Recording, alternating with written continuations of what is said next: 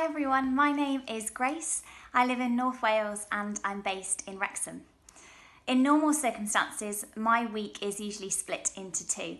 So I spend the first half of the week, so 4 days, living and working in St Mark's Church in Wrexham. And here I'm involved with the daily life of the church and of the community, and it's a varied and diverse role. I'm also involved with some exciting new pioneering projects within the Diocese of St Asaph and partnered with HTB. And here we're looking at fresh expressions of the church which are relevant to a contemporary student culture. And the other 3 days a week I travel to Cardiff, where I am training as an ordinand in the church in Wales.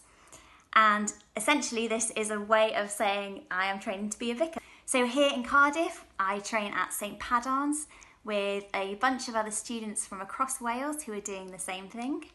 And we study theology, we plan worship sessions together, we hear from different speakers, we're involved in mission, we eat, we drink together, and basically build community like the disciples did.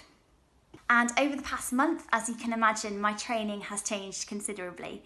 So since the government issued more restrictive guidance on travel and gatherings, St Padarn's, like many other universities, has temporarily moved online. So this means we now gather for reflections and worship on Zoom, and all learning is now online based.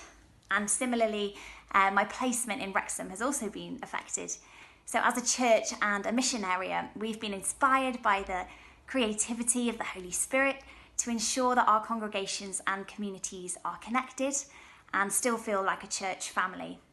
So many of our services and midweek groups are now online, and we've had a lot of fun as well as challenges to make sure that we can do this as effectively as possible. And I think presently, as the situation has evolved, one of the greatest challenges for me is trying to imagine what this new digital culture will mean for the church in the months and the years to come. So whilst technology means that we've been able to reach so many more people with the good news of Jesus, there is still a definite lack of real and tangible community presence. And also making sure that we include those who maybe struggle with technology or don't have access to online platforms. So I've seen God move in people's lives in incredible ways over the past few weeks, with many from our community tuning in to the online Sunday services. And many of my friends who prior to this did not have any faith at all have been asking me to pray for them, and have even been asking how they can go about praying and talking to God for themselves. It's such a joy to see how God is using his church so powerfully in this time, even when we're locked outside of our buildings. And I think it's an opportune time for all of us to recenter and to recalibrate our faith. And I hope the church can continue to channel this newfound creativity and innovation, even when our restrictions are lifted.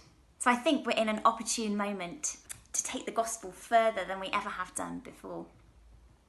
I've been so blessed to see the kindness and acts of love that have emerged over this period. It's often been said that the church flourishes during times of difficulty and suffering. And I think we're tangibly seeing the fruit of that now. So neighbours leaving home-baked goods on people's doorsteps, people from the church community stepping up to make PPE, and even people just generally taking the time to intentionally care for and get in touch with their family and their loved ones. And I think this is just a physical example of those beautiful words in the Gospel of John that says, "The light shines in the darkness, and the darkness cannot overcome it."